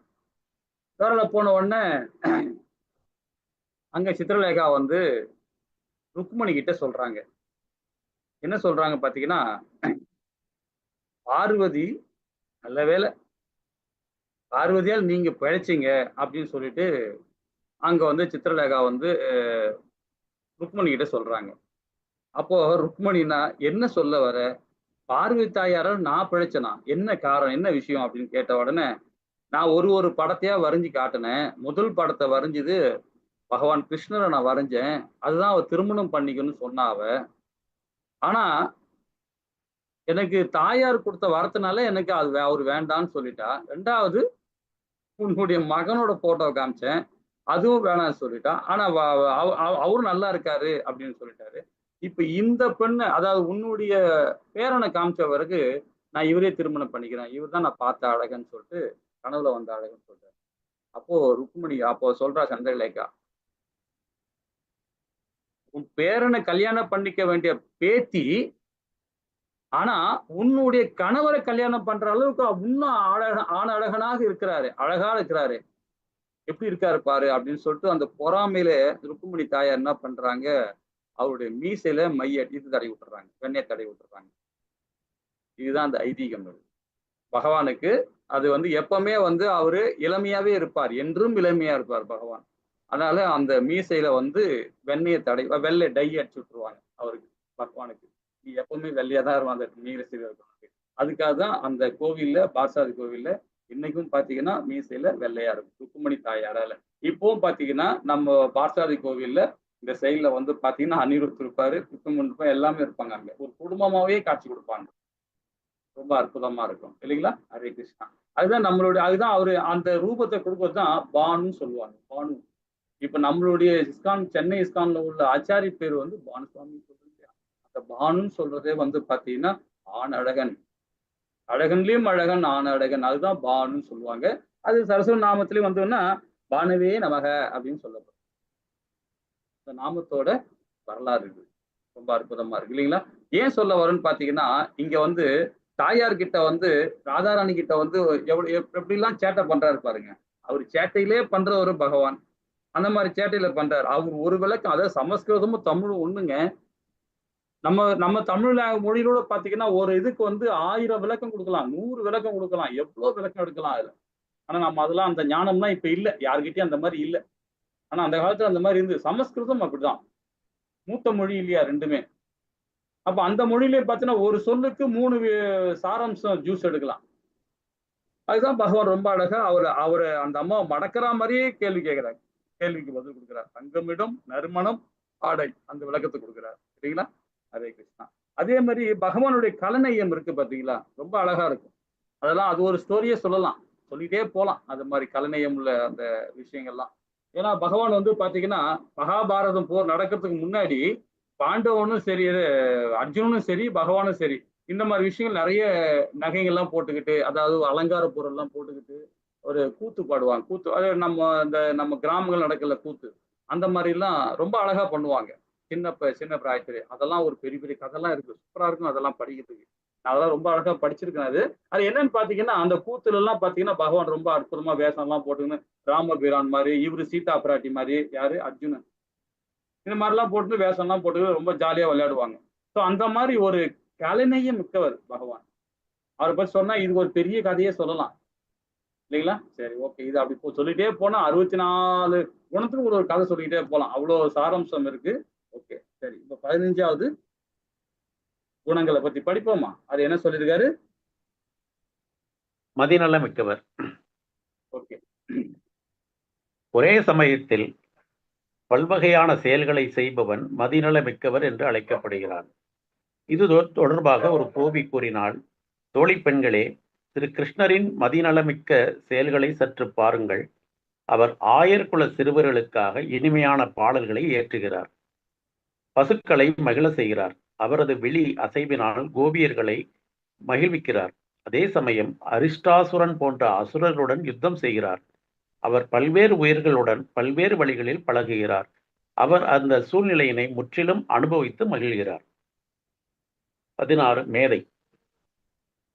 ஒரு கடினமான செயலை மிக விரைவில் செய்து முடிப்பவன் மேதையாவான். அவரது மேதமையை வெளிப்படுத்தும் ஒரு குறிப்பு ஸ்ரீமத் பாகவதம் 10ஆம் காண்டம் 59ஆம் அத்தியாயம் 17வது ஸ்லோகத்தில் உள்ளது. அதில் சுகதேவ கோஸ்வாமி பரிஷத்து மன்னரிடம் கூறுகிறார், ஓ குருகுலத்தில் சிறந்தோனே, பல்வேறு வகையான போர் வீரர்கள் பயன்படுத்திய பல்வேறு வகையான ஆயுதங்களை திரு கிருஷ்ணர் உடைத்து தூள் தூளாக்கினார். முன்னாளில் யுத்தம் என்பது பல்வேறு வகையான அம்புகளை எறிவதாக இருந்தது. ஒருவன் ஒரு வகையான அம்பை எய்தால் மற்றவன் அதனை முறியடிக்க வேண்டி வேறு வகையான அம்பை போடுவான். சான்றாக ஒருவன் எய்தும் அம்பினால் வானத்திலிருந்து நீர் கொட்டியதென்றால் அதனை முறியடிக்க அவன் எதிரி அந்த நீரை உடனே மேகமாக மாற செய்யும் அம்பினை எய்துவான். ஆகவே கூற்றிலிருந்த கிருஷ்ணர் எதிரிகளின் எல்லாவிதமான அம்புகளையும் முறியடிக்கும் திறனுடையவராக விளங்கினார் என்று தெரிகிறது. அதுபோல் ராச நடனத்தில் ஒவ்வொரு கோபியரும் கிருஷ்ணர் தன்னுடன் ஆட வேண்டும் என்று விரும்பினர். எனவே ஒவ்வொரு கோபியருடனும் சேர்ந்து ஆட வேண்டும் என்பதற்காக கிருஷ்ணர் தமது வடிவத்தை பல நூறாக பெருக்கிக் கொண்டார். இதன் விளைவாக ஒவ்வொரு கோபியரும் கிருஷ்ணருடன் தனித்தனியே ஆடும் பேறு பெற்றனர். 17 படிக்க பிரபு. படிங்க படிங்க. 17 நன்றி மிக்கவர். எந்த ஒரு மனிதன் தனது நண்பன் தனக்கு செய்த நன்மைகளை நினைத்து அவனது செயல்களை ஒருபோதும் மறவாது இருக்கின்றானோ அவன் நன்றி உடையவன் என்று அழைக்கப்படுகிறான். மகாபாரதத்தில் ஓரிடத்தில் கிருஷ்ணர் கூறுகிறார், நான் திரௌபதியிடமிருந்து வெகு தொலைவில் இருந்தபோது அவள் ஹே கோவிந்தா என்று அழைத்தாள். அவளது இந்த அழைப்பு என்னை அவளிடம் நன்றி கடன் பட்டவனாக்கிற்று. அந்த கடன் என் உள்ளத்தில் படிப்படியாக ஓங்கி வளர்கின்றது. கிருஷ்ணரின் இந்த கூற்று பரமபுருஷ பகவானை ஒருவன் ஹே கிருஷ்ணா ஹே கோவிந்தா என்று அழைப்பதன் மூலம் எவ்வாறு திருப்திப்படுத்த முடியும் என்பதற்கு ஆதாரமாக திகழ்கின்றது. மகாமந்திரம் கூட ஹரே கிருஷ்ணா கிருஷ்ண கிருஷ்ணா ஹரே ஹரே ஹரே ராமா ராம ராமா ஹரே ஹரே பகவானையும் அவரது சக்தியையும் அழைப்பதுவே ஆகும். ஆகவே பகவானையும் அவரது சக்தியையும் அழைப்பதில் தொடர்ந்து ஈடுபடுபவனிடம் பரமபுருஷ பகவான் எந்த அளவிற்கு கட்டுப்பாடு உடையவராக இருப்பார் என்பதை நம்மால் கற்பனை செய்ய முடியும். இதுபோன்ற பக்தனை மறப்பது பகவானுக்கு அரிதினும் அரிதாகும். இச்சுலோகத்தில் எப்போதும் பக்தனிடம் கட்டுப்பாடு உடையவராக இருக்கும் பகவானை அழைக்கும் எவனொருவனும் அவரது கவனத்தை உடனேயே கவர்கிறான் என்பது விளக்கப்பெறுகிறது. கிருஷ்ணரின் கட்டுப்பாட்டு உணர்விற்கு மற்றொரு சம்பவம் ஜாம்பவானிடம் அவர் நடந்து கொண்ட முறையில் காணப்படுகிறது. பகவான் ராமச்சந்திர மூர்த்தியாக அவதரித்த பொழுது வானரங்களின் அரசனான ஜாம்பவான் அவருக்கு உளப்பூர்வமாக தொண்டு செய்தார். பகவான் மீண்டும் கிருஷ்ணராக அவதரித்த பொழுது அவர் ஜாம்பவானின் மகளை மணந்து பெரியவர்களுக்குரிய மரியாதையினை அவருக்கு அளித்தார். எந்த ஒரு நேர்மையான மனிதனும் தனக்கு தன் நண்பன் செய்த உதவிக்காக அந்த நண்பனுக்கு நன்றி கடன் படுகிறான். இவ்வாறு இருக்க கிருஷ்ணரோ பரம நேர்மையான ஆனதினால் அவரது தொண்டனிடம் தாம் பட்ட நன்றி கடனை அவரால் எவ்வாறு மறக்க முடியும்? ஹரே கிருஷ்ணா. அந்த உறுதித்தன்மை அதுவும் படிச்சுங்க. 18 உறுதி உடையவர். ஒழுங்குமுறை விதிகளை கடுமையாக பின்பற்றி தனது உறுதியினை தனது செயலின் மூலம் நிறைவேற்றுபவனே உறுதியுடையவன் என்று அழைக்கப்படுகிறான். பகவானது உறுதியினை பொறுத்தமட்டில் அவரது செயல்களுக்கோர் சான்று ஹரிவம்சத்தில் உள்ளது. இது பாரிஜாத மலரை பலாத்காரத்தினால் இழந்த தேவேந்திரனுக்கும் பகவான் கிருஷ்ணருக்கும் இடையே நடந்த சண்டை பற்றியதாகும். பாரிஜாதம் என்பது தேவலோகத்தில் மலரும் ஒரு வகையான தாமரை மலராகும். ஒரு தடவை கிருஷ்ணரின் மனைவியருள் ஒருத்தியான சத்யபாமா பாரிஜாத மலர் வேண்டுமென்று கிருஷ்ணரிடம் கேட்டாள். கிருஷ்ணரும் அம்மலரை அவளுக்கு பறித்து தருவதாக உறுதியளித்தார். ஆனால் தேவேந்திரன் பாரிஜாத மலரை கொடுப்பதற்கு மறுத்தான். அதனால் பெரும் யுத்தம் உண்டது. அந்த யுத்தத்தில் கிருஷ்ணரும் பாண்டவர்களும் ஒருபுறமும் பிற தேவர்கள் அனைவரும் எதிர்புறமும் நின்றனர். இறுதியில் கிருஷ்ணர் அனைவரையும் வென்று பாரிஜாத மலரை பறித்து அதனை தம் மனைவிக்கு அளித்தார். இது தொடர்பாக நாரத முனிவரிடம் கிருஷ்ணர், போற்றுதலுக்குரிய தேவரிஷி நாரதரே, இப்போது நீர் பொதுவாக பக்தரிடமும் குறிப்பாக அபக்தர்களிடமும் பாரிஜாத மலரை பெறுவது தொடர்பாக தேவர்கள், கந்தவர்கள், நாகர்கள், ராட்சதர்கள், யட்சர்கள், பன்னகர்கள் போன்ற அனைவரும் ஒன்று சேர்ந்து என்னை வெல்ல முயன்றனர். ஆனால் ஒருவராலும் நான் என் மனைவிக்கு அளித்த உறுதிமொழியை முறியடிக்க முடியவில்லை என்று தெரிவிப்பாராக என்று கூறினார். பகவத்கீதையிலும் எனது பக்தர் ஒருபோதும் தோற்கடிக்கப்படுவதில்லை என்று கிருஷ்ணர் செய்த மற்றொரு உறுதிப்பாடு உள்ளது. ஆகவே பகவானின் உன்னத அன்பு தொண்டில் எப்போதும் ஈடுபட்டிருக்கும் ஒரு உண்மையான பக்தன் கிருஷ்ணர் ஒருபோதும் தமது உறுதியிலிருந்து பின்வாங்க மாட்டார் என்று அறிந்து கொள்ள வேண்டும். அவர் எப்போதும் எல்லா சூழ்நிலைகளிலும் அவரது பக்தர்களை காத்து அருள்வார். கிருஷ்ணர் அவரது பிரதிஞ்ஞையினை எவ்வாறு நிறைவேற்றினார் என்பதனை பாரிஜாத மலரை சத்யபாமாவிற்கு பறித்து கொடுத்ததினாலும், திரௌபதியை மானபங்கத்திலிருந்து காத்ததினாலும், அர்ஜுனனை அவனது பகைவரிடமிருந்து காத்ததினாலும் காட்டி அருளியுள்ளார். கிருஷ்ணர் தமது பக்தர்கள் ஒருபோதும் வெல்லப்படுவதில்லை என்று செய்த உறுதியானது கோவர்த்தன நிலையில் தோற்கடிக்கப்பட்ட போது தேவேந்திரனால் ஒத்துக்கொள்ளப்பட்டிருக்கிறது. கிருஷ்ணர் பிரஜவாசிகளை, அதாவது பிருந்தாவனத்தில் உள்ளவர்களை இந்திரனை வழிபட விடாமல் தடுத்ததினால் அவன் பெரும் சினம் கொண்டு பிருந்தாவனத்தில் கல்மழை பொழியை செய்து அதனை பெரு வெள்ளத்தில் மூழ்கடித்தான். எனினும் கிருஷ்ணர் கோவர்த்தனகிரியை தமது ஒரு விரலால் தூக்கி அதனை ஒரு குடையை போல் பயன்படுத்தி பிருந்தாவன வாசிகளையும் அங்குள்ள விலங்குகளையும் காத்தருளினார். அப்போது தேவேந்திரன் பல்வேறு வழிபாடுகளை செய்து கிருஷ்ணரை சரண் புகுந்தான். அதில் கோவர்த்தனகிரியை தூக்கி உமது விருந்தாவன வாசிகளை காத்ததன் மூலம் உமது பக்தர்கள் ஒருபோதும் வெல்லப்படுவதில்லை என்று உமது பிரதிஞ்ஞையினை நீர் காத்துள்ளீர் என்று கூறுகிறார்.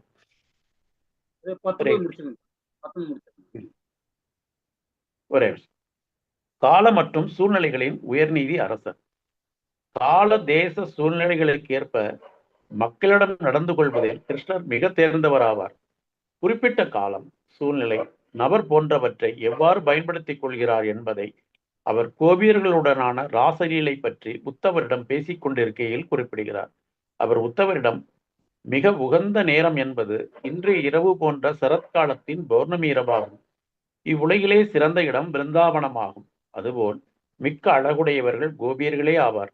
ஆகையினால் அன்பு நண்பா உத்தவனே, இச்சூழ்நிலைகள் எல்லாவற்றையும் பயன்படுத்தி என்னை ராசநடனத்தில் ஈடுபடுத்திக் கொள்ள வேண்டும் என்று நினைக்கிறேன் என்று கூறுகிறார். இப்ப நம்ம 19வது வந்து குணம் வரைக்கும் நம்ம பார்த்திருக்கிறோம். இப்ப இது பாத்தீங்கன்னா இந்த காலம் மற்றும் சூழ்நிலைக்கு உயர்நீதி அரசர் அப்படின்ற ஸ்தானத்துல நம்ம இதை பார்க்கிறோம். இதே அரசர்ன்னு சொல்லும் போது பாத்தீங்கன்னா நம்ம பகவத்கீதையில ரொம்ப அழகா பகவான் வந்து, அதாவது ராஜ வித்யா ராஜ குவியோகத்துல ரொம்ப அழகா சொல்றார் பகவான். வேதாந்தத்திலும் அரசன் யாருன்னு பாத்தீங்கன்னா பகவான் தான், ஆதி அந்தமா இருக்கிறார்.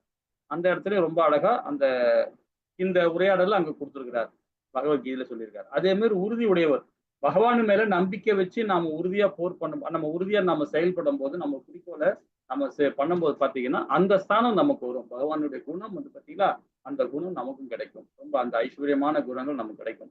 எந்த ஒரு விஷயமே சரி, நம்ம வந்து நம்மளோட குறிக்கோள் என்ன, பகவான் லோகத்துக்கு போறது, இது ஒரு குறிக்கோள். இதுவும் ஒரு மோக பக்தி தான். பகவான் லோகத்துக்கு போறதும் ஒரு மோக பக்தி தான். அந்த பக்தி இல்லாம நம்ம ஆச்சாரிகள் சொன்ன மாதிரி பகவானுக்கு நம்ம தொண்டு மனப்பான்மையோடு நம்ம உறுதித்தன்மையோடு இருந்தோம்னா கண்டிப்பாக அந்த மோக பக்தியோடு நமக்கு இருக்காது, இல்லைங்களா? அதே மாதிரி நன்றி மிக்கவர், பகவான் வந்து நன்றி மிக்கவர். அதுக்கு நம்ம நிறைய ஸ்டோரியை சொல்லலாம். அதே மாதிரி மேதையை பற்றி நம்ம சொல்லலாம். எல்லாமே மதிப்பித்தக்கவர் அவர். எல்லா ஜீவராசியும் பகவத்கீதையில பகவான் என்ன சொல்றாரு பாருங்க, எல்லா ஜீவராசியும் நாயை தின்பவனும் சரி, பிராமணனும் சரி, பெண்களும் சரி, யாரா இருந்தாலுமே சரி,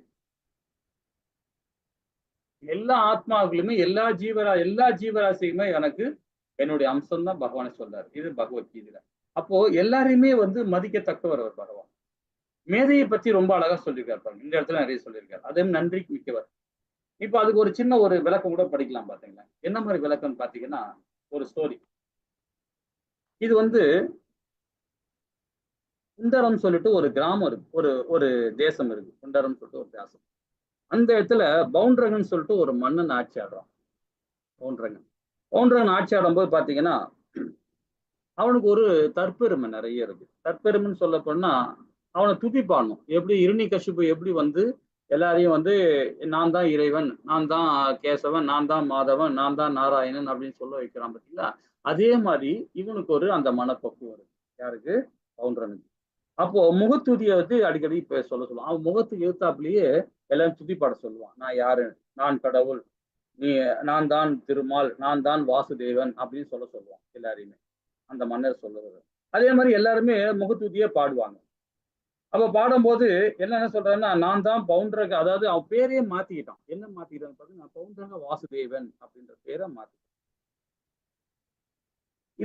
இதை மாத்திக்கிட்டது இல்லாம நான் தான் கடவுள்னு சொல்லிட்டு அந்த மன்னர் வந்து ஊரு ஃபுல்லா எல்லாருக்கும் தெரியப்படுத்திக்கிட்டாரு. இதை வந்து துவாரகால பகவான் ஆட்சி கொண்டு. அப்ப ஆட்சி ஆண்டும் போது பாத்தீங்கன்னா அவருக்கு ஒரு ஓலை அனுப்புறான். நான் தான் கடவுள், நான் தான் வாசுதேவன் அப்படின்னு சொல்லிட்டு ஒரு ஓலை அனுப்புறான். உடனே அவருக்கு ஒன்னு இவன் தேவையில்லாத பண்றான், இவன் நம்மள சீண்டி பாக்குறான்னு சொல்லிட்டு பகவான் என்ன பண்றாரு, அவனை வதம் பண்றதுக்கு அங்கிருந்து கிளம்பிட்டார். அவனை வந்து சண்டை செய்து போர் பண்றதுக்கு வந்துட்டார். போர் பண்ண வந்த போது போர்லயும் அவனை வதம் பண்ணிடுறார். வதம் பண்ணி முடிச்ச உடனே அவனை வதம் பண்ணிட்டு கிளம்பிடுறார். அப்போ அந்த பவுண்டர் வாசுதேவனுக்கு ஒரு மகன் பிறக்கிறான். அந்த மகன் பாத்தீங்கன்னா அதை கேள்விப்பட்ட உடனே அவனுக்கு வந்து ஒரு எப்படியாவது கண்ணனை வந்து நம்ம அவனை கொல்லப்படணும், அவளை வந்து எப்படியா நம்ம பழி தீர்க்கணும் அப்படின்னு சொல்லிட்டு அவன் திட்டம் போடுறான். அப்ப அது திட்டம் போடுறது அவன் என்ன பண்றான், பேய்களை உருவாக்குறான். பேய்களை ஒரு ஒரு இந்த சித்து விளையாட்டுலாம் சொல்லுவோம் இல்லைங்களா, அது தாந்திரிகம், அந்த மாதிரி ஒரு இதுல ஒரு பேய்களை உருவாக்குறான். அந்த பேய்களை உருவாக்கி அந்த பேய்களை கொண்டு அதை வந்து துவாரகால போய் அங்க போய் பகவானை கொல்லணும் அப்படின்றது அவன் வந்து ஒரு பெரிய வேள்வியை உருவாக்கி, அது ஒரு ஒரு முக்கியமான வேள்வி தான் அது. எல்லாருக்குமே கொஞ்சம் தேவர்கள்லாம் பயப்படுவாங்க அந்த வேள்வி உருவாக்கும் போது. ஸோ அந்த மாதிரி அந்த பேய்கள் வந்து கண்டிப்பா கொல்லும். ஆனா அதுக்கு ஒரு சாராம்சம் ஒண்ணு இருக்கு. என்ன சாராம்சம்னு பாத்தீங்கன்னா, அந்த பிசாசுகள் போதுன்னு வச்சுங்களேன், அவங்களோட பிசாசுவோட பலசாலியா இருந்தான்னு வச்சுங்களேன், யார் ஏவி விட்டாங்களோ அவங்களே வந்து கொல்லும், வதம் பண்ணிடும். ஆனா பிசாசு போறவங்க கிட்ட எழுத்தாப்புல இருக்கவங்க வந்து பலசாலி இல்லாம இருந்தா அவங்கள கொல்லும். அதே பலசாலியா இருந்தா ஏவி விட்டவன் வந்து கொல்லும். ஸோ அந்த மாதிரி தன்மை உள்ளது அந்த பிசாசுகள். அந்த யாக குண்டத்துல வர பிசாசுகள். அந்த மாதிரி பிசாசுகளை வர வச்சுட்டான் யாரா அவன் பையன். இது ஏன் சொல்ல வரோம்னா, அந்த காசிராஜன் மகன் தான் அவன் வந்து பாத்தீங்கன்னா, அந்த அதாவது சுதர்சன் சொல்லிட்டு அவன் தான் அதுக்கு ஏற்பாடு பண்றான். ஏன்னா காசிராஜனும் வந்து அந்த பாண்டு பவுண்டர வாசுதேவனுக்கு வந்து துணை போனார். 2 பேருமே தான் அவர் வதம் பண்ணிட்டார். காசிராஜனையும் வதம் பண்ணிட்டார், இவனையும் வதம் பண்ணிட்டார் பகவான். ஆனா காசிராஜன் பையன் தான் வந்து இவனை எப்படியாவது கண்ணனை வந்து வதம் பண்ணணும், போர்ல வதம் பண்ணணும் அப்படின்னு பிளான் பண்ணி தான் முடியாதுன்னு தெரிஞ்சவனும் இந்த மாதிரி பிசாசுகளை உருவாக்கி அங்க அனுப்புறான். அப்ப பிசாசுகள் அங்க போயிடுச்சு. அங்க போன உடனே துவாரகா போன உடனே அங்க இருக்கிற மக்கள்லாம் பயப்பட ஆரம்பிச்சிட்டாங்க. அது இல்லாம அது வாயிலிருந்து ஒரே நெருப்பா கக்கின்னு வருது. எங்க பார்த்தாலும் ஒரே வீடெல்லாம் எரியுது, காடெல்லாம் எரியுது, அந்த மாதிரி பண்ணிட்டு இருக்கு. இப்போ அந்த மாதிரி மக்கள்லாம் ஒரே ஓலம் விட்டுக்கிட்டு ஒரே இதா பயந்துகிட்டு இருக்காங்க. அந்த டைம்ல அப்போ வந்து அந்த எல்லாரும் மக்கள்லாம் ஓடின்னு வராங்க. எங்க பகவானுக்கிட்ட மாளிகை ஓடிடுறாங்க. அங்க வந்து பாத்தீங்கன்னா ருக்மணி தாயாரும் இவங்க பகவானும் சதுரங்க விளையாடிட்டு இருக்காங்க. அப்ப விளையாடும்போது பகவான்கிட்ட வந்து சொல்றாங்க, இது மாதிரி ஒரே தீப்பொழும்பா ஒரே எரியுது, எங்க பார்த்தாலும் எரியுது, இந்த பிசாசுகள் வந்து ரொம்ப தொல்லை பண்ணிட்டு இருக்கு அப்படின்னு சொன்ன உடனே பகவான் என்ன பண்றாரு, பக்கத்துல பாக்குறாரு. பார்த்த உடனே சுதர்சன சக்கரத்தை பாக்குறாரு. பார்த்த உடனே அது பகவான் திரும்பி பார்த்த உடனே அது உஷாராயிடுச்சு. சரி, ஓகே. உடனே அவர்தான் சக்கரத்தை ஆழ்வார். அவர் என்ன பண்றாரு, உடனே கிளம்புறார் பேய்கிட்ட சண்டை போட கிளம்பிட்டார். அப்போ இது அந்த பேய்கள் வந்து இவர் வர சக்கரத்தை ஆழ்வாராச்சு. சாதாரண ஆளா அவரு பகவான் வந்தாரே கொஞ்சம் ஓடிடும். சக்கரத்தாழ்வாரை பார்த்தவொடனே அதுங்களுக்கு ஒரு மாதிரி ஆயிடுச்சு. இவன் சொல்லிட்டு உடனே என்ன பண்ணுது, அங்கிருந்து கிளம்பி ரிட்டர்ன் ஆயிடுச்சு. ரிட்டர்ன் ஆகி நேரம் எங்க வருது, அந்த சுதர்சனை வந்து அது வந்து வதம் பண்ணிடுது. வதம் பண்ணது. ஆனா அந்த பிசாசுங்களை அடக்க முடியலையே, அது தன்னுடைய போருக்கு வரலையே. ஏவி விட்டுன போய் வதம் பண்ணிட்டு அதை அடங்குமா? அப்ப கூட பிசாசு ஆச்சா இல்லையா, அதை வதம் பண்ணி தான் ஆகணும் இல்லைங்களா, அதான முறை. உடனே என்ன பண்றாரு அவரு சக்கரத்தாழ்வார், விடமாட்டேன்றாரு. அதுங்களை இல்ல வேட்டின்னு போறாரு. அது போன உடனே அந்த காசி நகரமே, காசி மகாராஜா இருக்காருங்களா, அந்த காசிராஜனோட அந்த காசி ஃபுல்லத்தையும் எரிச்சு சாம்பல் ஆக்கிட்டார். கம்ப்ளீட்டா சாம்பல் ஆயிட்டார். பிசாசு எல்லாம் அழிச்சு அந்த ஊரையே நாசம் பண்ணிட்டார். யாரு? சக்கரத்தாழ்வார். அப்போ ஏன்னா அந்த காசி வந்து பாத்தீங்கன்னா பகவானுக்கு, சிவபெருமானுக்கு புனிதமான இடம். அது இடம் இல்லையா? அது மாத்திரம் இல்லாம அந்த கங்கையில வந்து குளிக்கணும், கொல்லணும், இந்த மாதிரி விஷயங்கள்லாம் இருக்கு. அத காசி நகரத்தை எரிச்சிட்டார். யாரு? சக்கரத்தாழ்வார். அப்ப அங்க அந்த எரிச்ச சாம்பல்லாம் வந்து பாத்தீங்கன்னா சிவபெருமானுக்கு எப்பவுமே எல்லாருக்கும் தெரியும் இல்லைங்களா, அவர் திருநூறு வந்து பாத்தீங்கன்னா அவருடைய பிரதானமான ஒண்ணு அது. ஸோ அந்த ஊர்ல உள்ள எரிச்ச சாம்பல் எல்லாமே வந்து பகவான் சிவபெருமானுக்கு உகந்ததா போகணும்னு சொல்லிட்டு அவர் சக்கரத்தாழ்வார் அங்க கொடுத்துட்டு வந்துடுறாரு. அப்போ யாரையாவது ஒருத்தர் வதம் பண்றன்னு நம்ம கூட அது ஒரு பிரதிபலன் மற்றவங்களுக்கு உதவுது. அதே மாதிரி ஏன் சொல்ல வரேன்னு பாத்தீங்கன்னா, தப்பு பண்றவங்களை கூட சரி தண்டிக்கணும், பகவானுடைய எண்ணம் அப்படிதான். ஏன்னா அந்த சட்ட திட்டங்களை கரெக்டா ஏத்தணும். என்ன நடக்குது தான் என்ற அகந்தையோடு இருக்கக்கூடாது. காசி மகாராஜன் வந்து இந்த மாதிரி எதிர்த்து வந்து சண்டை செஞ்ச பிறகு அந்த ஊரையே அழிச்சு அந்த சாம்பலை மற்றவங்களுக்கு உபயோகணும், காசி மகாநகரத்தையே ஒரு பெரிய நகரமாக்கணும்னு பகவான் வந்து ரொம்ப அற்புதமா சக்கரத்தாழ்வார் மூலியமாக அதை உருவாக்குறார். இன்னும் அதுக்குள்ள நிறைய விஷயங்கள் இருக்கு, நிறைய படிக்கலாம், நமக்கு நேரம் இருக்காது. அது இந்த டைம் எடுக்கும். அது முன்னாடியே அந்த கதையை சொல்ல ஆரம்பிச்சிடணும். ஒரு அரை மணி நேரமாவது ஆகும் குறைஞ்சது அந்த கதை சொல்றது. ரொம்ப அற்புதமா இருக்கும். அந்த காசி மாநகரத்துல எப்படி வந்து ஏன் காசி ராஜேந்திர உள்ள வந்தான், ஏன் பவுண்டர் வாசுதேவனுக்கு ஏன் ஹெல்ப் பண்ண வந்தான் இல்லைங்களா, அதுக்கும் ஒரு கதை இருக்கு. கதைன்னா அது அந்த லீலையோட வரும் அது. ஹரே கிருஷ்ணா. இதுல என்ன சொல்ல வருதுன்னு பாத்தீங்கன்னா, இந்த நம்ம படிச்சோம் இல்லையா, என்னோட படிச்சதுல மேதை, அதே மாதிரி பாத்தீங்கன்னா நம்பிக்குரியவர் பகவான், நீதி அரசர், யாரையுமே வந்து நம்முடைய அதாவது நம்மள வரும் பக்தர்களை என்னைக்குமே அவர் வந்து விட்டு கொடுக்க மாட்டார். தன்னுடைய பக்தர்களுக்கு எல்லா விதமான சகல விதமான விஷயங்களும் செஞ்சு கொடுப்பார் இல்லைங்களா. அதே மாதிரி நுணுக்கமானவர், நுண்ணறிவாளர் பகவான், அதே மாதிரி கலைஞர். இப்ப எவ்வளவு விஷயம் இதெல்லாம் படிச்சிருக்கோம் இல்லைங்களா. ஹரே கிருஷ்ணா. சரி, நம்ம அடுத்த வாரம் நம்ம வந்து பாத்தீங்கன்னா நாளைக்கு 20வது குணங்களை பத்தி நம்ம படிப்போம். அதாவது வேதங்கள் மற்றும் சாஸ்திரங்கள் அழங்கள் அதை பத்தி நாம அழகப்பட்டவர் அப்படின்றத நாளைக்கு படிக்கலாம். ஹரே கிருஷ்ணா. ஏதாவது டவுட் இருந்தா கேட்கலாம். ஹரே கிருஷ்ணா. மாதாஜி பிரபு ஒரு ஸ்டோரியோட நாளைக்கு ஏதாவது ரெடி பண்ணிட்டு வாங்க, படிப்போம். ஹரே கிருஷ்ணா. ஏன்னா ஸ்டோரியோட படிக்கும்போது நிறைய விஷயங்கள் நமக்கு புரிய வரும். வாஞ்ச கல்பத்தராய கிருப சிந்து ஏவச பகனானாம் பாவனிய வைஷ்ணவி நமோ நமக. ஜெய் ஸ்ரீ கிருஷ்ணா சைத்தன்யா பிரபு நித்யானந்தா ஸ்ரீ அத்வைத கதாதார ஸ்ரீவாசாதி கௌர பக்தரும். ஹரே கிருஷ்ணா ஹரே கிருஷ்ணா கிருஷ்ணா கிருஷ்ணா ஹரே ஹரே, ஹரே ராம ராம ராம் ஹரி ஹரி. நம்ம இந்த வாரம் தான் கிளாஸ் எடுக்க முடியும். அடுத்த வாரம் நம்ம எல்லாமே வந்து இதுல இருப்போம், பிருந்தாவனத்துல இருப்போம். ஹரே கிருஷ்ணா. வர வியாழக்கிழமைக்கு பிருந்தாவனம் கிளம்புறோம்.